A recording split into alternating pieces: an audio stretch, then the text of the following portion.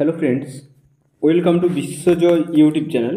বিশ্বজয় YouTube channel থেকে আমি তোমাদের বিশ্ব স্যার সকলকে স্বাগত জানাই।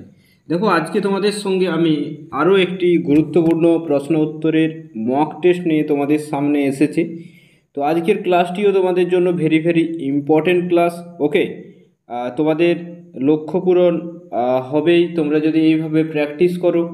তো খুবই ইম্পর্টেন্ট কিছু কিছু প্রশ্ন উত্তর আজকে আছে, এবং প্রত্যেকটা ব্যাকরণের যে প্রশ্ন আমি তোমাদের সঙ্গে খুবই সুন্দরভাবে আলোচনা করে দেবো। সঙ্গে সঙ্গে সাহিত্যের ইতিহাসে যে প্রশ্নগুলো আজকে রাখা হয়েছে খুবই ইম্পর্টেন্ট প্রশ্ন। এই প্রশ্নগুলো প্রত্যেকেই উত্তর করো। ওকে, আর অবশ্যই তোমরা তোমাদের বন্ধুদের সঙ্গে সেশনটি শেয়ার করে নেবে প্রত্যেকেই। আর তোমাদের সামনে দেখো, তোমাদের সামনে পিএসসি নিউ নোটিফিকেশান, সঙ্গে সঙ্গে এসএসসি নিউ নোটিফিকেশান। এসএসসি নোটিফিকেশানের ক্ষেত্রে কিছুটা দেরি হলেও পিএসসি নোটিফিকেশান কিন্তু খুব তাড়াতাড়ি আসতে চলেছে। এবং তোমাদের জন্য যাই হোক, এসএসসির জন্য নিউ ব্যাচ আনা হয়েছে 9ই সেপ্টেম্বর থেকে। বিস্তারিত কিভাবে পড়ানো হবে, কিভাবে সর্বসেরা স্ট্র্যাটেজি অনুযায়ী তোমাদের প্রিপারেশন করানো হবে, অল ডিটেলসে তোমাদের আজকের ক্লাসে জানিয়ে দেবো। ঠিক আছে? তো যারা অ্যাডমিশন হতে চাইবে বা আজকের মক টেস্টটা খুবই গুরুত্বপূর্ণ, দাও প্রত্যেকেই। ওকে, চলো দেখে নেবো। আমরা প্রথম প্রশ্নের দিকে চলে যাই। চলো দেখো কি আছে, যে বাহক বৃন্দে বলিল যে, বাহক বৃন্দের তলায় দাগ, এখানে আমাদের বলা হয়েছে কারক নির্ণয় করো। দেখো, বাহক বৃন্দে বলিল যে, এটার তলায় দাগ, বাহক বৃন্দের তলায় দাগ। তো এক্ষেত্রে মনে রাখবে বাহক বৃন্দে মানে বাহক বৃন্দ কে হবে। তো এটা আমাদের বুঝতে হবে যে বাহক বৃন্দ মানে বাহক বৃন্দ কে। ওকে, বাহক বৃন্দ কে বলিল যে, তো বাহক বৃন্দকে মানে এখানে কাকে বলা হচ্ছে, তো এটা কর্মকারক হয়ে যাবে। কর্মকারকে এখানে তোমাদের এ বিভক্তি আছে। ঠিক আছে, তোমাদের কর্মকারকে এ বিভক্তি আছে, তো এটা তোমাদের অ্যান্সার হয়ে যাবে অপশন গ, সঠিক উত্তর। আমরা দেখো চলে যাব পরবর্তী প্রশ্নে। দেখে নাও নেক্সট যে প্রশ্ন আছে, যে সভ্যতা নাগিনী, এই যে সমাসবদ্ধ পদটি কোন সমাসের উদাহরণ? প্রত্যেকে অ্যান্সার করবে সভ্যতা নাগিনী। দেখো, এক্ষেত্রে মনে রাখবে আমাদের দুটো অংশ আছে। একটি অংশ হচ্ছে সভ্যতা। প্রত্যেকে লাইভে অ্যান্সার করো। প্রত্যেকে শুভ সন্ধ্যা, প্রত্যেকে গুড ইভিনিং। আশা করি প্রত্যেকেই তোমরা ভালো আছো। তো দেখো, এখানে আমাদের দুটো পদ আছে। একটা হচ্ছে আমাদের সভ্যতা আছে, এবং আরেকটি আমাদের আছে দেখো নাগিনী। দেখো নাগিনী, এখানে আমাদের কি আছে, যে সভ্যতা এবং নাগিনী এই দুটোই কিন্তু আমাদের কি বিশেষ্য পদ। এই দুটোই আমাদের বিশেষ্য পদ। দেখো, তো এই দুটো বিশেষ্য পদ, এটা আমাদের কি, এটা হচ্ছে আমাদের উপমেয়। ওকে, এবং সেই সঙ্গে সঙ্গে এটা কি আমাদের, এটা হচ্ছে আমাদের উপমান। তো এই দুটোর মধ্যে কি করা হচ্ছে, উপমেয় এবং উপমানের মধ্যে এখানে আমরা দেখতে পাচ্ছি যে অভেদ কল্পনা করা হচ্ছে, অর্থাৎ এক করে দেখানো হচ্ছে, যেটা কিন্তু সভ্যতা কখনো জানো যে নাগিনী নয়। তো এখানে তোমাদের হয়ে যাবে সভ্যতা রূপ। ওকে, নাগিনী এটা তোমাদের রূপক কর্মধারয় হবে। এটা অপশন খ হবে সঠিক উত্তর। অপশন খ হয়ে যাবে সঠিক উত্তর। তাহলে দেখো, এখানে আমাদের যে উত্তরটা হয়ে যাবে সভ্যতা নাগিনী রূপক কর্মধারয়, কিন্তু এখানে তোমাদের কিন্তু সঠিক উত্তর হবে। সেক্ষেত্রে দেখো, তোমাদের আরও একটি এখানে দিচ্ছি, যে এটা তোমাদের কি হতে পারে, এটা জানাবে সমাসের ক্ষেত্রে। সমাসের ক্ষেত্রে ধরে নাও আমি তোমাদের বলছি যে ত্রিলোচন। ত্রিলোচন এটি কোন সমাস হতে পারে, এটা আমাকে জানাবে কমেন্টে। ওকে, ত্রিলোচন কোন সমাস হতে পারে, দ্রুত প্রত্যেকেই কমেন্ট করবে। চলে যাবো আমরা নেক্সট যে প্রশ্ন, সেই নেক্সট প্রশ্নের দিকে। দেখো, যাকে খুঁজছেন তার কালচারের কথাটা একবার ভেবে দেখুন। এখানে দেখো আমাদের দেখো এখানে কি বলা আছে, এই বাক্যে, এই যে সম্পূর্ণ যে বাক্যটি আছে, এই বাক্যে আমাদের বলেছে অপ্রধান খণ্ডবাক্য কোন স্থানীয় অপ্রধান খণ্ডবাক্য। Very very important. তো দেখো, তোমরা কিভাবে চিনবে কোনটা অপ্রধান স্থানীয় খণ্ডবাক্য। আমাদের যে অপ্রধান স্থানীয় খণ্ডবাক্য দেখবে, বিশেষ্য স্থানীয় আছে, বিশেষণ স্থানীয় আছে, এবং ক্রিয়া বিশেষণ স্থানীয় আছে। তো এগুলো কিভাবে বুঝবে, কোনটা কি, একটু মনোযোগ দিয়ে শোনো, তাহলে বুঝে যাবে। দেখো, প্রথম কথা হলো তোমাকে দেখতে হবে যে এটা অবশ্যই তো জটিল বাক্য। এটা তোমাদের অবশ্যই কি একটি জটিল বাক্য। তো দেখো, এখানে যাকে খুঁজছেন এটা আমাদের, আর তার কালচারের কথাটা একবার ভেবে দেখুন। যাকে খুঁজছেন এটা আমাদের কি হয়ে আছে, এটা আমাদের অপ্রধান খণ্ডবাক্য হয়ে আছে।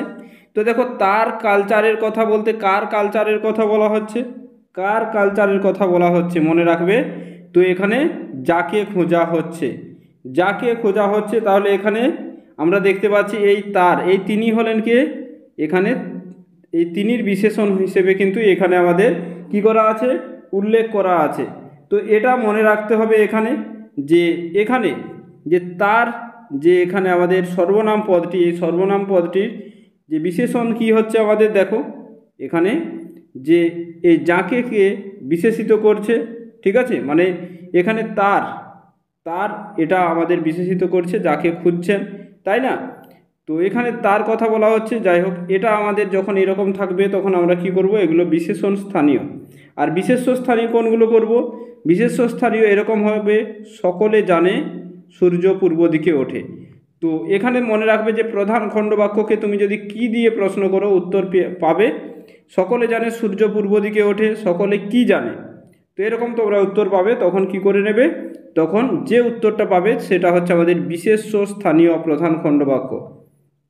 এটা সবসময় মাথায় রাখবে, সেটা হবে। আর ক্রিয়া বিশেষণ, যদি তুমি আসো তাহলে আমি যাব, এই বাক্যগুলো আমাদের ক্রিয়া বিশেষণ স্থানীয় কিন্তু অপ্রধান খণ্ডবাক্য। যেমন ধরো আমি তোমাদের একটি বাক্য এখানে লিখে দিচ্ছি, ওকে, এখানে একটা তোমাদের বাক্য লিখে দিচ্ছি, দেখে নাও। যে এরকম যদি বাক্য হয় যে যিনি বক্তৃতা দিয়েছেন, যিনি বক্তৃতা দিয়েছেন, যিনি বক্তৃতা দিয়েছেন তাকে আমি চিনি। কি? তাকে আমি চিনি। তো এখানে দেখো আমাদের কি হচ্ছে, যে যিনি বক্তৃতা দিয়েছেন তাকে আমি চিনি, তাহলে যিনি বক্তৃতা দিয়েছেন এটা প্রধান খণ্ডবাক্য, তাকে আমি চিনি এটা প্রধান খণ্ডবাক্য। তাহলে এই যে তাকে বিশেষণ স্থানীয় যে প্রধান খণ্ডবাক্য, ঠিক আছে, এখানে আমরা দেখতে পাচ্ছি যে প্রধান খণ্ডবাক্যর তাকে কে বিশেষিত করেছে, কে? যিনি বক্তৃতা দিয়েছেন। তো তাই এগুলো আমাদের কি হয়ে যাবে, বিশেষণ স্থানীয় প্রধান খণ্ডবাক্য। আশা করি বুঝেছো। নেক্সট দেখে নাও, যে এই যদি তোমরা খণ্ডবাক্যের আমি বিস্তারিতভাবে না হয় আগামীতে একটি ক্লাসে জানিয়ে দেবো, ঠিক আছে? কে কে সেই ক্লাসটি চাও অবশ্যই কমেন্ট করে জানাও, অবশ্যই কমেন্ট করো, ঠিক আছে? যতজন লাইভে আছো প্রত্যেকেই কমেন্ট করো যে স্যার চাই এই খণ্ডবাক্য নিয়ে। যাই হোক, বিস্তারিত ক্লাস আমি নিয়ে আসবো। দেখো, কর্মকর্তৃবাচ্য কর্মকর্তৃবাচ্য কোনো বাচ্য নয় একথা কে বলেছেন? কর্মকর্তৃবাচ্য যে বাচ্য নয় একথা কে বলেছেন?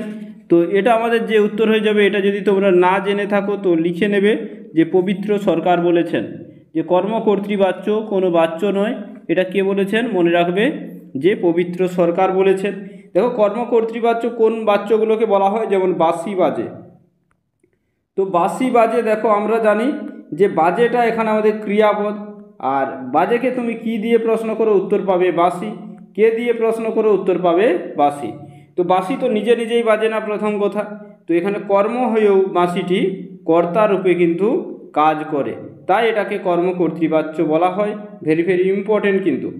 নেক্সট প্রশ্নে আমরা চলে যাব, দেখে নাও যে দেখো এখানে কি আছে, যে ধাতু প্রকৃতির সঙ্গে কোন প্রত্যয়, যদি কোনো প্রত্যয় যোগে নতুন ধাতু গঠিত হয় তাকে কি বলবো? ধাতু প্রকৃতির সঙ্গে যদি কোনো প্রত্যয় যোগ হয় তাহলে তাকে আমরা কি বলবো? এখানে আমাদের কোন উত্তরটি হয়ে যাবে দেখে নাও। তো দেখে নাও তোমাদের 5 নম্বর প্রশ্ন এখানে। তো এখানে তোমাদের যে উত্তরটি হয়ে যাবে, দেখো, ধাতু প্রকৃতির সঙ্গে যদি কোনো প্রত্যয় নতুন ধাতু গঠিত হয়, ধরো আমি তোমাদের বললাম যে কর ধাতু একটি নিলাম, ঠিক আছে, তার সঙ্গে একটা প্রত্যয় যোগ করলাম ধরো প্রত্যয় যোগ করলে আমাদের কি হয়ে যায়? করা ধাতু হয়ে যায়। কি ধাতু? করা ধাতু হয়ে যায়, যেগুলো প্রযোজক ধাতু হয়ে যায়। তো এগুলো প্রত্যেকটাই মনে রাখবে। আটা হচ্ছে আমাদের কোন প্রত্যয়? ধাত্ববয় প্রত্যয়, ঠিক আছে। আর ধাতুর সঙ্গে যদি প্রত্যয় যোগ হয়ে যদি ক্রিয়াপদ গঠিত হয় তখন সেই প্রত্যয়টা জানবে কৃত প্রত্যয়। আর ধাতুর সঙ্গে যদি প্রত্যয় যোগ হয়ে যদি নাম পদ গঠন করে তাহলে জানবে সেটা তদ্ধিত প্রত্যয়। তাহলে এখানে আমাদের কি হচ্ছে? ধাত্ববয় প্রত্যয়। সেই সঙ্গে সঙ্গে তোমাদের একটু মনে রাখা দরকার, এই যে কর, ধরে নাও কর ধাতু, আমি ধরো দুটো, যে শ্রু ধাতুর সঙ্গে তব্য নিলাম, তো এটা হয়ে যাচ্ছে কি? আচ্ছা, শ্রু যোগ অনট নিয়ে নিলাম, ঠিক আছে, শ্রু যোগ অনট। আর শ্রু যোগ তব্য কী হবে জানাবে? এটা দেখো শ্রবণ হয়ে যাবে। আর সেই সঙ্গে সঙ্গে যদি আমরা বলি যে একটা দেখে নাও, যে লক্ষ্মী যোগ মতুপ, ওকে, একটু শোনো তাহলে কিছু শিখতে পারবো। তাহলে এখানে কি হয়ে যাবে? লক্ষ্মীমান। তো দেখো এই যে অংশটি, এই অংশটি দেখো, এখানে শ্রুটা হচ্ছে ধাতু, এখানে লক্ষ্মীটা হচ্ছে আমাদের শব্দ। তো এই দুটোই মনে রাখবে, এই দুটোকেই কিন্তু প্রকৃতি বলা হয়, ওকে। প্রকৃতি বলা হয়, এটা কিন্তু সবসময় খেয়াল রাখবে, এবং এগুলোকে প্রাতিপাদিক বলা হয়। চলো এগুলো নিয়ে তোমাদের পরে আবার বিস্তারিত ক্লাস নিয়ে আসবো। যে মানুষ ঈশ্বরের সৃষ্ট জীব, মানুষের তলায় দাগ, মানুষ ঈশ্বরের সৃষ্ট জীব, তো মানুষ তো অবশ্যই ঈশ্বরের সৃষ্ট জীব। তো এখানে মানুষটা কী ধরনের বিশেষ্য দেখো, সংজ্ঞাবাচক বিশেষ্যের ক্ষেত্রে ধরে নাও তোমরা যারা অ্যান্সার করছো, হ্যাঁ ঠিক আছে, রিয়া প্রিয়া ইত্যাদি ইত্যাদি আমাদের এগুলো আমাদের কি হয়ে যাবে, যদি নির্দিষ্ট নাম বোঝায়, নির্দিষ্ট করে পার্টিকুলার যদি নাম বোঝায়, ঠিক আছে, সেটাও কিন্তু তোমাদের সংজ্ঞাবাচক বিশেষ্য। গুণবাচকের মধ্যে মায়া, মমতা, স্নেহ, ত্যাগ, সৎ অসৎ এগুলো আমাদের গুণ, হিংসা। সমষ্টিবাচকের ক্ষেত্রে কি হবে, পাল হবে, দল হবে, সংসদ হবে, এগুলো হবে, স্তবক হবে, এগুলো হবে। আর আমাদের মানুষটা কি জাতিবাচক বিশেষ্য, কি হয়ে যাবে আমাদের, যে জাতিবাচক বিশেষ্য হয়ে যাবে সঠিক উত্তর। নেক্সট দেখে নেব, দেখো ঢাকাই শাড়ি, ঢাকায় কোন শ্রেণীর বিশেষণ, ভেরি ভেরি ইম্পর্টেন্ট একটা প্রশ্ন, ঠিক আছে, যে ঢাকাই শাড়ি, এখানে ঢাকায় কী ধরনের বিশেষণ হবে, এই ধরনের যখনই আমাদের প্রশ্ন আসবে কিন্তু এগুলো আমাদের যে ছাড়া চলবে না, খুবই ভালোভাবে অ্যান্সার করতে হবে। তাহলে দেখো ঢাকাই শাড়ি, এখানে যদি আমরা দেখি ঢাকা, দেখো এখানে ঢাকার সঙ্গে আমাদের হ্রস্বই যে তদ্ধিত প্রত্যয় যোগ হয়ে আমাদের হচ্ছে ঢাকাই। তো দেখো এই শাড়িটাই তো, এটা উপাদান নয়, উপাদান কি হতো, যদি বলতো রেশমি শাড়ি, তো যারা উপাদান করছো ভুল, কিন্তু যদি রেশমি শাড়ি বলতো তখন রেশমিটা উপাদান হতো, তো পরিমাণ নয়। যদি বলতো 10 হাত শাড়ি, তখন সেটা পরিমাণ হতো। তো ঠিক আছে, তো এখানে আমাদের কি হচ্ছে, বা এরকম যে বড় শাড়ি, এটা পরিমাণ হতো 10 হাত, ঠিক আছে, বড় শাড়ি এটা পরিমাণ হতো। সংজ্ঞাবাচকের ক্ষেত্রে কি হয়, সংজ্ঞাবাচক বিশেষণ, তো এটাই আমাদের সংজ্ঞাবাচক বিশেষণ, ঠিক আছে, এটাই আমাদের কি সংজ্ঞাবাচক বিশেষণ। ঢাকাই শাড়ি, সেই সঙ্গে সঙ্গে বঙ্গীয় সাহিত্য, বঙ্গীয় সাহিত্য, হ্যাঁ বঙ্গীয় সাহিত্য, এগুলো আমাদের কি, বঙ্গীয়টা এখানে আমাদের সংজ্ঞাবাচক বিশেষণ, ঠিক আছে। আর অবস্থাবাচকের ক্ষেত্রে যদি দেখো, অবস্থাবাচক বিশেষণের ক্ষেত্রে যেমন ধরো কাঁচা কলা, কাঁচা কলা, ঠিক আছে, এটা কলার অবস্থা, পাকা কলা কলার অবস্থা। আর ঘুমন্ত শিশু, শিশু যে অবস্থায় আছে সেটা হচ্ছে ঘুমন্ত। ক্লিয়ার, এগুলো আমরা বুঝতে পারছি। তো এখানে তোমাদের কি হয়ে যাবে, ঘুমন্তটা হয়ে যাবে অবস্থাবাচক, ঠিক আছে। আর দেখো তোমরা যারা বিএড সবেমাত্র কমপ্লিট করেছো বা এখনও কোনো গাইড শুরু করোনি, অবশ্যই এই নাম্বারে হোয়াটসঅ্যাপ করে নিউ ব্যাচে গাইড নিতে পারবে, ঠিক আছে। নিউ ব্যাচ তোমাদের খুব তাড়াতাড়ি শুরু হচ্ছে 9 সেপ্টেম্বর থেকে। যারা এডমিশন হতে চাও চটপট যোগাযোগ করে নেবে। দেখে নাও যে তুমি বরঞ্চ একবার সমীর বাবুকে বলো, রেখাঙ্কিত যে বরঞ্চর তলায় দাগ, এটা আমাদের বলতে হবে যে কী ধরনের অব্যয়, ঠিক আছে, কী ধরনের অব্যয় এটা আমাদের এখানে বলতে বলা হয়েছে। দেখো সংযোজক অব্যয় কি, সংযোজক অব্যয়ের মধ্যে কি হয়, যে নীলু আর হ্যাঁ যে বিলু দোকানে গেল, এখানে আর নীলু ও বিলু, আর ও এবং, ঠিক আছে, ইস্ট বেঙ্গল বনাম মোহনবাগানের খেলা গতকাল হলো, তো বনাম, তো এইগুলো যখন হয় এগুলো সংযোজক অব্যয় হয়ে থাকে। সংকোচক অব্যয় কোনগুলো হয়ে থাকে, সংকোচক অব্যয় সে সব বোঝে কিন্তু বলতে পারে না, এরকম, ঠিক আছে, বোঝে হ্যাঁ কিন্তু কিন্তু, তবু, বরং, অথচ, এগুলো কি আমাদের সংকোচক অব্যয়, ঠিক আছে। আর এখানে আমাদের বরঞ্চ উপরন্তু এগুলো আমাদের সংকোচক অব্যয়, তো এটা আমাদের খ হয়ে যাবে সঠিক উত্তর। ব্যতিরেকাত্মক অব্যয়ের মধ্যে কি হয়, যে ব্যতিরেকাত্মক অব্যয়, নইলে, না হলে, ব্যতীত, ব্যতিরেকাত্মক যে কি, যত্ন নাও নইলে রত্ন মিলবে না, পরিশ্রম করো হ্যাঁ নতুবা সফল হবে না, নইলে নতুবা। সংশয়ের মধ্যে ওই বুঝি বাঁশি বাজে, তুমি হয়তো বুঝে থাকবে আর তোমরা হয়তো আমার কথা শুনে থাকবে। যে তোমাদের আমি বারবার পুনরায় বলছি, ঠিক আছে, আগে যা বলেছি সেগুলো কোনো কারণবশত নোটিফিকেশান আসেনি, কিন্তু এবার তোমাদের অন্তত পড়াশুনো করে নাও, যে সামনের 6 মাসের মধ্যে তোমাদের জন্য হয়তো পরীক্ষা হয়ে যাবে, এত সময় তোমরা হয়তো পাবে না, ঠিক আছে, যেগুলো বোঝা যাচ্ছে। তো পিএসসি নোটিফিকেশান আসবে, পিএসসির জন্য যদি প্রিপারেশন শুরু করো, ব্যাকরণগুলোকে খুব ভালোভাবে তৈরি করো, ঠিক আছে। পিএসসির তো নোটিফিকেশান আসছেই, ওকে, এসএসসিরও আসছে, খুবই ইম্পর্টেন্ট। যাই হোক, নেক্সট দেখে নাও, তোমরা অবশ্যই মনোযোগ দিয়ে পড়াশুনো শুরু করে দাও। লোকগুলি নিজে নিজে ঝগড়া শুরু করলো, ওকে, তো নিজে নিজের তলায় দাগ, এটা কোন শ্রেণীর সর্বনাম? অ্যান্সার করো। লোকগুলো নিজে নিজে ঝগড়া শুরু করলো, কি হবে দেখো। এখানে আমাদের কি আছে? ব্যক্তিবাচক, আত্মবাচক, পারস্পরিক না সহযোগী? দেখো সহযোগী তো সর্বনাম হয় না, সহযোগী সর্বনাম হয় না, ব্যক্তিবাচক হয়ে থাকে। ব্যক্তিবাচকে দেখো উত্তম পুরুষের সর্বনাম আমাদের হয়ে থাকে কি? যে আমি, আমরা। উত্তম পুরুষে আমি, আমরা। কবিতার ক্ষেত্রে কি হয়? মুই, মম, এগুলো হয়ে থাকে। মোরা, এগুলো হয়ে থাকে। মধ্যম পুরুষের সর্বনামের মধ্যে ঠিক আছে যে তুমি, এটা সাধারণ অর্থে তুমি, আর সম্মানার্থে আপনি।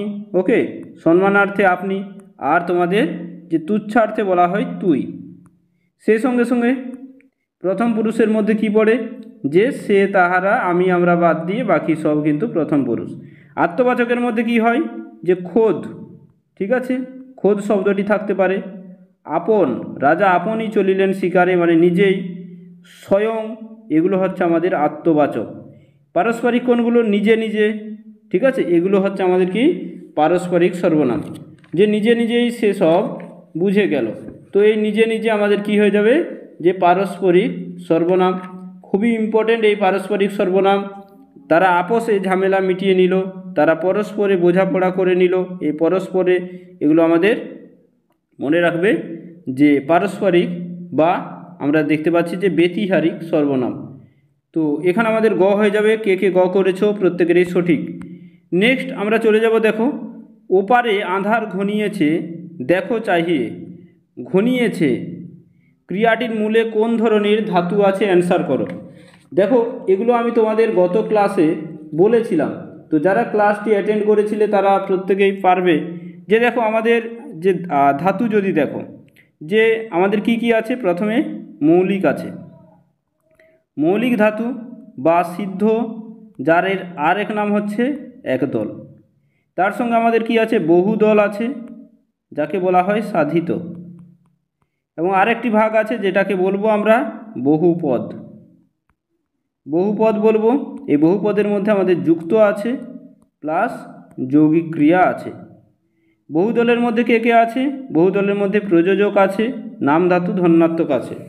তাহলে দেখো এখানে আমাদের কোনটা হবে দেখে নাও। এখানে দেখো যে ঘনায়েছে, দেখো প্রযোজক ধাতু। মা শিশুকে চাঁদ দেখাচ্ছে, দেখাচ্ছে হবে। মা শিশুকে ভাত খাওয়াচ্ছে, খাওয়াচ্ছে হবে। এগুলো আমাদের প্রযোজক ধাতু। নাম ধাতু কোনগুলো হয়ে থাকে? ঘনাইছে, হ্যাঁ, ঘনের সঙ্গে আমাদের আ যোগ হয়ে ঘনা ধাতু গঠিত হয়েছে। তো এগুলো আমাদের মনে রাখবে, এগুলো হচ্ছে নাম ধাতু। ওকে, আর ধন্যাত্মক, হ্যাঁ, যে ফোড়াটা টনটন আছে, তো টনটন ধন্যাত্মক শব্দের সঙ্গে আ তদ্ধিত প্রত্যয় যোগ হয়ে আমাদের টনটনা ধাতু গঠিত হয়। তো এখানে আমাদের খ হয়েছে। আচ্ছা তোমরা বুঝেছো? কে কে বুঝতে পেরেছো একটু জানাও তো। বুঝেছো তোমরা? একটু জানাবে। নেক্সট আমরা চলে যাব, বিদ্যাপতিকে সুখের কবি কে বলেছেন? বিদ্যাপতিকে সুখের কবি কে বলেছেন? চলো অ্যান্সার করো। যে এখানে আমাদের কি হয়ে যাবে? বিদ্যাপতিকে সুখের কবি কে বলেছেন? এটা আমাদের কি হবে? চলো অ্যান্সার করবে প্রত্যেকেই। ওকে, চলো চটপট চটপট অ্যান্সার করো যে কি হয়ে যাবে।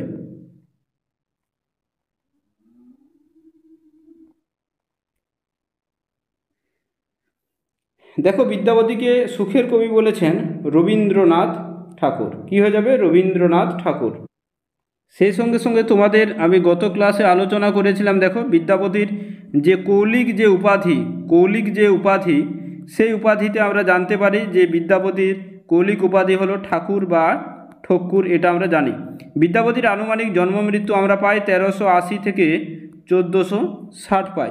সেই সঙ্গে সঙ্গে দেখো বিদ্যাপতিকে যে উপাধিগুলো দেয়া হয়, বিশেষ করে যে মৈথিলি কোকিল, মনে রাখবে খুবই ইম্পর্টেন্ট যে উপাধিগুলো, এগুলো তোমরা চটপট কমেন্টে জানাও। মৈথিলি কোকিল, এটা বিদ্যাপতির কিন্তু বিদ্যাপতির ভক্তেরা দিয়েছিলেন। সে সঙ্গে সঙ্গে অভিনব জয়দেব, এই অভিনব জয়দেব দিয়েছিল মিথিলার রায়সভা। কে? মিথিলার রায়সভা। এবং এই মৈথিলি কোকিল মনে করা হয় রাজকৃষ্ণ মুখোপাধ্যায়, তাই না? রাজকৃষ্ণ মুখোপাধ্যায়ও এটা আমরা পাই। তো বিদ্যাপতির দেখো বিদ্যাপতি পদ সম্পর্কে কসমিক ইমেজিনেশন বলেছিলেন ইমেজিনেশন, ঠিক আছে, এটা বলেছিলেন কে? শ্রীকুমার বন্দ্যোপাধ্যায়। এগুলো কিন্তু প্রত্যেকটাই লিখে রাখবে। চলো নেক্সট প্রশ্নে আমরা চলে যাব যে চৈতন্যদেবের পিতৃদত্ত নাম কি? চৈতন্যদেব, দেখো এখানে তোমাদের বৃন্দাবন দাস, আমি তোমাদের গত ক্লাসে আলোচনা করেছিলাম। তো বৃন্দাবন দাস যদি আমরা পড়ি বা বৃন্দাবন দাসের চৈতন্য ভাগবত যদি পড়ি, সেখানে আমরা কিন্তু এই তথ্যগুলো পেয়ে থাকি। দেখো এখানে চৈতন্য মহাপ্রভুর যে পিতৃদত্ত নাম, পিতা নাম দিয়েছিলেন কিন্তু বিশ্বম্ভর। তারা দুই ভাই ছিলেন, তাই না? বিশ্বম্ভর আর অন্য ভাই ছিলেন বিশ্বরূপ। তো এখানে তার নাম হচ্ছে বিশ্বম্ভর, মনে রাখবে। তো এখানে তোমাদের গ হয়ে যাবে সঠিক উত্তর। আর দেখো বিশেষ করে খুবই ইম্পর্টেন্ট যে বৃন্দাবন দাস, বৃন্দাবন দাস খুবই ইম্পর্টেন্ট। এখানে যে বৃন্দাবন দাসের মাতা ছিলেন নারায়ণী, বৃন্দাবন দাসের মাতা ছিলেন নারায়ণী। বৃন্দাবন দাস তার চৈতন্য ভাগবত দেনুর গ্রামে বসে রচনা করেন, এটাও আমরা তথ্যটা পাই। বৃন্দাবন দাসের যে খণ্ড সেখানে 15, 26 এবং 10, এটা আমরা তার তিনটে খণ্ডতে পাই। বৃন্দাবন দাসের সবচেয়ে জনপ্রিয় খণ্ড হচ্ছে আমরা জানি আদি আর মধ্যখণ্ড, কিন্তু আদি খণ্ডটা দেখবে বেশিরভাগ আমাদের পাঠ্য থাকে। যাই হোক, আর আদি খণ্ডতে আমরা চৈতন্য মহাপ্রভুর সমস্ত বিস্তারিত ব্যাপার জানতে পারি। নেক্সট দেখে নেব, দেখো কৃষ্ণদাস কবিরাজ, তোমাদের সঙ্গে আমি আলোচনা করেছিলাম যে কৃষ্ণদাস কবিরাজকে কি বলা হয়? যে সপ্তম গোস্বামী বলা হয়, সপ্তম গোস্বামী বলা হয় কৃষ্ণদাস কবিরাজকে। খুবই ইম্পর্টেন্ট। যারা প্রিভিয়াস ক্লাসটি ফলো করনি অবশ্যই এটা লিখে নাও, কৃষ্ণদাস কবিরাজকে মনে রাখবে। যাই হোক, এখানে যদি আমরা চলে যাই, তারপরে দেখো কৃষ্ণদাস কবিরাজের যে চৈতন্য চরিতামৃত, শ্রী চৈতন্য চরিতামৃততে অন্তখণ্ডে যে পরিচ্ছেদ আছে, দেখো যে আমাদের জানি আদি খণ্ডে আছে 17টি, মধ্যখণ্ডে আছে 25টি এবং অন্তখণ্ডে আছে 20টি। তো এখানে তোমাদের অ্যান্সার হয়ে যাবে 20টি সঠিক উত্তর। অন্তখণ্ডে কতগুলো পরিচ্ছেদ আছে? তো 20টি হয়ে যাবে। তার অন্যান্য রচনা আছে কি? সারঙ্গ রঙ্গদা, ওকে, সারঙ্গ রঙ্গদা মনে রাখতে হবে। সারঙ্গ রঙ্গদা এটা সংস্কৃতে লেখা এবং তার একটি মহাকাব্য আছে, সেটা হচ্ছে গোবিন্দ লীলামৃত। খুবই ভালোভাবে মনে রাখতে হবে আমাদের, গোবিন্দ লীলামৃত এটি তার মহাকাব্য শ্রেণীর রচনা, খুবই ভালোভাবে মনে রাখবে।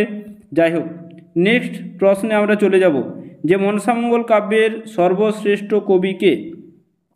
দেখো বিজয়গুপ্ত যদি দেখো যে পূর্ববঙ্গের সর্বশ্রেষ্ঠ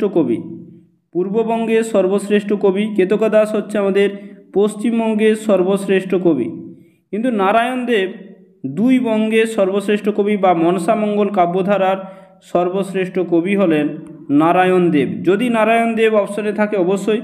আর কানাহরি দত্তকে আমরা কি বলে থাকি? আদিকবি, তাই না? কানাহরি দত্তকে আমরা কি বলে থাকি? আদিকবি। তো এই তথ্যগুলো আমাদের কিন্তু মনে রাখতে হবে। কি বলা হয়? কানাহরিকে আদিকবি বলা হয়, ঠিক আছে? তো এখানে তোমাদের যে খুবই ইম্পর্ট্যান্ট এই প্রশ্নটি, তো এগুলো তোমাদের মনে রাখা প্রয়োজন, তাই এটা নিয়ে বিস্তারিতভাবে আমি আলোচনা করছি। তো এখানে নারায়ণ দেব সম্পর্কে আরও বলছি যে এখানে দেখো নারায়ণ দেব যে অত্যন্ত জনপ্রিয় কবি ছিলেন, ওকে। আর বিশেষ করে মনসামঙ্গল কাব্য নারায়ণ দেবের যে আমরা উপাধি পাই সেটা হচ্ছে সুকবি বল্লভ। যদিও আমাদের সিলেবাসে নেই এটি, তবু আমি তোমাদের বলে দিচ্ছি, সুকবি বল্লভ হলো তার উপাধি। যাই হোক, চলো আমরা চলে যাব পরবর্তী প্রশ্নে। দেখো নেক্সট প্রশ্ন যে কালকেতুর স্বর্গীয় নাম কি? কালকেতুর স্বর্গীয় নাম কি? অ্যান্সার করতে হবে আমাদের যে কালকেতু এখানে আছে। তো আমরা জানি, দেখো যে এখানে যদি আমরা পুরোপুরি চলে যাই চণ্ডীমঙ্গল কাব্যে, কোথায় যাব আমরা? অন্য কোথাও যাব না, আমরা চলে যাব চণ্ডীমঙ্গল কাব্যে। দেখো এই চণ্ডীমঙ্গল কাব্যে যদি আমরা যাই, সেখানে আমরা দেখতে পাবো কোন কবিকে? মুকুন্দ চক্রবর্তীকে। তো নীলাম্বর, কালকেতুর যে স্বর্গীয় নাম হচ্ছে নীলাম্বর, এবং নীলাম্বর হচ্ছে ইন্দ্রপুত্র। কে ছিলেন? ইন্দ্রপুত্র। তিনি শাপগ্রস্ত হয়ে কী হয়েছিল? যে কালকেতু নামে জন্মগ্রহণ করেছিল। কার বাড়িতে? এগুলো কিন্তু আমাদের বিস্তারিতভাবে খুবই মনে রাখতে হবে যে ধর্মকেতুর, কালকেতুর পিতা ছিলেন ধর্মকেতু। কালকেতুর মাতা কে ছিলেন, পিতা ছিলেন ধর্মকেতু, মাতা ছিলেন এখানে তোমাদের কে ছিলেন মাতা, সেটা কমেন্টে জানাবে। আর এখানে আমরা দেখতে পাই যে ফুল্লরা নীলাম্বর পত্নী ছায়া, তিনি ছিলেন সঞ্জয় কেতুর কন্যা। কার?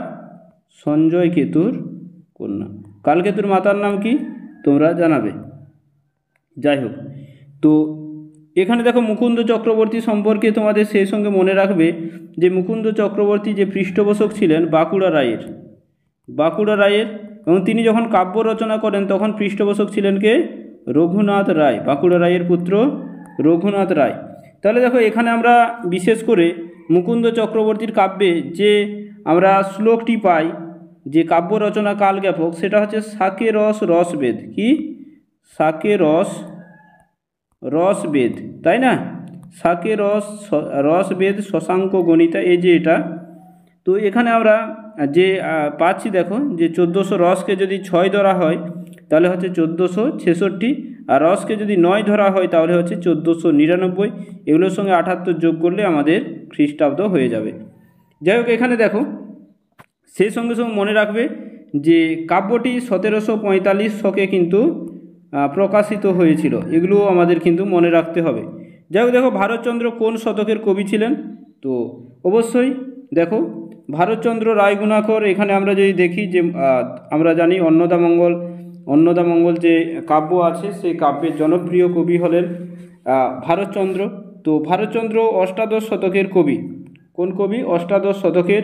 আমরা জানি ভারতচন্দ্রকে যুগসন্ধির কবিও বলা হয়, তাই না?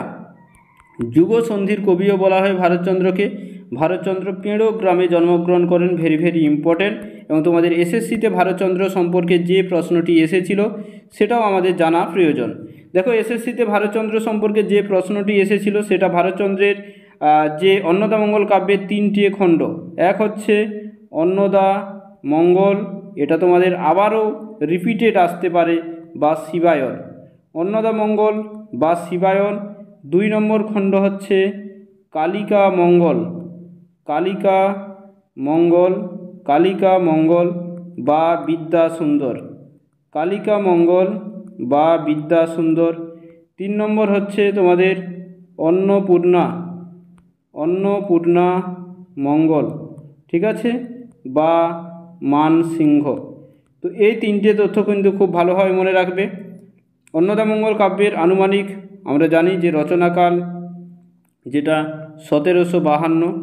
পালা সংখ্যা মনে রাখবে যে এখানে 8টি পালা আছে। যাই হোক, এই তথ্যগুলো আমাদের এখান থেকে মনে রাখতে হবে। চলে যাব আমরা নেক্সট প্রশ্নে। দেখে নাও নেক্সট প্রশ্ন আমাদের কি আছে, যে আরাকান রাজসভার প্রধান কবি কে? দেখো এই যে আরাকান রাজসভা, এখানে আমরা জানি যে সপ্তদশ শতক, তাই না? সপ্তদশ শতক। তো সপ্তদশ শতকের সময়ে দেখে আমরা দৌলত কাজী এবং আলাওলকে পাই। তো আলাওলকে আমরা প্রধান কবি হিসেবে ধরি, কারণ সেই সময় আলাওল তার যে পদ্মাবতী কাব্য, ঠিক আছে, রচনা করেছিলেন এবং যেটা জনপ্রিয় কবি। তো প্রধান কবি যেহেতু আমরা এখানে যদি দেখি তো আমরা সৈয়দ আলাওলকেই নেব প্রধান কবি হিসেবে, দৌলত কাজীকে আমরা নেব না, ঠিক আছে। Syed Alaol very important. সৈয়দ আলাওল থেকে তোমাদের সেকেন্দারনামা এসেছিল 2016তে এসএসসিতে, সেকেন্দারনামা, ঠিক আছে। এখানে আমাদের আলেকজান্ডারের কথা আছে, ঠিক আছে। আলেকজান্ডারের কথা আছে। তো যাই হোক, এরপরে আমরা চলে যাব দেখো নেক্সট প্রশ্নে, যে রামপ্রসাদ সেনের সঙ্গে ইংরেজ কবি যে এখানে ব্লেক হবে, এটা উইলিয়াম ব্লেকের, ওকে, তুলনা করেছেন কে? তো এটা রামপ্রসাদ সেন থেকে এটা তোমাদের প্রশ্নটা রাখা হয়েছে। তো উইলিয়াম ব্লেকের তুলনা করেছেন কে এখানে? তো এটা তোমাদের যে অ্যান্সার হয়ে যাবে, দেখো উইলিয়াম ব্লেকের সঙ্গে তুলনা করেছেন ভগিনী নিবেদিতা। তো রামপ্রসাদ সেন সম্পর্কে যে তথ্যটা মনে রাখবে, যে রামপ্রসাদ সেনের যে উপাধি কবিরঞ্জন, এই উপাধিটি কে দিয়েছিলেন? এই উপাধিটি দিয়েছিলেন কিন্তু রাজা কৃষ্ণচন্দ্র এই উপাধিটি দিয়েছিলেন। এবং মনে রাখবে যে রাজেন্দ্র রাজকিশোর, ওকে, তার পৃষ্ঠপোষকতায় তিনি কিন্তু বিদ্যাসুন্দর পালা রচনা করেন। বিদ্যা সুন্দর রচনা করেন, তাহলে এই দুজন পৃষ্ঠপোষক, ঠিক আছে, মনে রাখতে হবে। নেক্সট প্রশ্নে চলে যাচ্ছি, দেখে নাও কালান্তর প্রবন্ধটি কার লেখা। কালান্তর প্রবন্ধটি এখানে দেখে নাও যে কার লেখা কালান্তর প্রবন্ধ, ভেরি ভেরি ইম্পর্টেন্ট তোমাদের জন্য। তো দেখো কালান্তর প্রবন্ধ যখনই বলবে তখনই সেটা রবীন্দ্রনাথ ঠাকুর হয়ে যাবে। কি করব, কালান্তর যখনই আমাদের প্রবন্ধ বলবে তখনই এটা কিন্তু রবীন্দ্রনাথ ঠাকুর হয়ে যাবে। তাহলে দেখো এখানে আমাদের কালান্তর আছে, কালান্তর প্রবন্ধটি কার লেখা, অবশ্যই এখানে তোমাদের যে উত্তর হয়ে যাবে সেটা হচ্ছে রবীন্দ্রনাথ ঠাকুরের এই কালান্তর। এই কালান্তরটা পরিচয় পত্রিকায় প্রকাশিত হয় 1937-এ। ওকে, কোন পত্রিকায়? পরিচয় পত্রিকায়, মনে রাখতে হবে আমাদের কোন পত্রিকায়, পরিচয় পত্রিকায়। সেই সঙ্গে সঙ্গে আমাদের মনে রাখতে হবে যে এই কালান্তরটা আসলে একটি রাজনৈতিক প্রবন্ধ। রাজনৈতিক প্রবন্ধ, এটি প্রকাশিত হয়েছিল 1937-এ। এবং কালান্তর একটি উপন্যাস আছে, কালান্তর নামে একটি উপন্যাস আছে। এই উপন্যাসটি কবে প্রকাশিত হয়েছে এটাও আমাদের কিন্তু মনে রাখতে হবে। এই উপন্যাসটি প্রকাশিত হয়েছে 1956-তে। কার লেখা? তারাশঙ্কর বন্দ্যোপাধ্যায়ের। নেক্সট চলে যাব, দেখো রবীন্দ্রনাথ তার সোনার তরী কাব্যগ্রন্থটি কাকে উৎসর্গ করেন, এটা তোমাদের জন্য থাকলো হোমওয়ার্ক। ঠিক আছে, এটা তোমাদের জন্য থাকলো হোমওয়ার্ক, প্রত্যেকে জানাবে। তো এই 20টি প্রশ্ন সহ তোমরা কার কতগুলো সঠিক হলো জানাবে। যদিও এই সিরিজে তোমাদের জন্য আরও প্রশ্ন ছিল, যাই হোক তোমাদের এই প্রশ্নটির উত্তর প্রত্যেকেই জানাবে। সঙ্গে সঙ্গে যারা সর্বশ্রেণীরা এখনও প্রিপারেশন শুরু করনি, সর্বশ্রেণীরা স্ট্র্যাটেজি নিতে চাও, ওয়েস্ট বেঙ্গলের নম্বর 1 তোমাদের গাইড দেওয়া হবে। ঠিক আছে, যারা এখনও এডমিশন হওনি, এডমিশন হতে দ্রুত, ঠিক আছে, স্ক্রিনে দেওয়া যে নাম্বার, এই নাম্বারে হোয়াটসঅ্যাপ করে নাও। একেবারে তোমাদের সর্বসেরা স্ট্র্যাটেজি দেওয়া হবে, প্রতিটি টপিক থেকে প্র্যাকটিস সেট করানো হবে, ব্যাকরণ জলের মতো সহজ ভাষায় বোঝানো হবে। ঠিক আছে, এবং সাহিত্যের ইতিহাস এবং অনুবাদ অনুষঙ্গের প্রতিটি ক্লাসে কমনযোগ্য প্রশ্ন উত্তর বলে দেওয়া হবে। ঠিক আছে, তো তোমাদের যদি এসএসসি, এখানে আমরা দেখতে পাচ্ছি যে এসএসসি যেহেতু বিগত 10 বছর, প্রায় 8 বছর দেখে নাও, কোনো নোটিফিকেশান নেই, নিয়োগ সংক্রান্ত অনেকবার আমরা জানি দুর্গাপুজো এলেই রব ওঠে। তবে আমি তোমাদের বলবো যারা এখনও প্রিপারেশন শুরু করনি, প্রস্তুতি শুরু করনি, অথচ শিক্ষক বা শিক্ষিকা হতে চাও, এটা তোমাদের হিউজ সিলেবাসটা যদি খুবই ভালোভাবে আয়ত্ত করতে চাও তাহলে এখন থেকে প্রস্তুতি শুরু করে দাও। আর প্রস্তুতি শুরু করার জন্য অবশ্যই এই যে হোয়াটসঅ্যাপ নাম্বার, এখানে দ্রুত হোয়াটসঅ্যাপ করে নাও। ঠিক আছে, কারণ বিজ্ঞপ্তি যদি প্রকাশিত হয়ে যায় তখন কিন্তু এগুলো কমপ্লিট করতে পারবে না। তাহলে এখন থেকে ধীরে ধীরে যদি কম পড়াশুনো করে যাও, খুব সহজেই আয়ত্ত করতে পারবে। ঠিক আছে, তো যাই হোক প্রত্যেকে ভালো থাকবে। মক টেস্টটা দেওয়ার জন্য তোমাদের অসংখ্য ধন্যবাদ। এইভাবে সঙ্গে থাকবে, ডেইলি এ ধরনের মক টেস্টগুলো আমি তোমাদের জন্য নিয়ে আসবো। থ্যাংক ইউ সো মাচ, ভালো থেকো।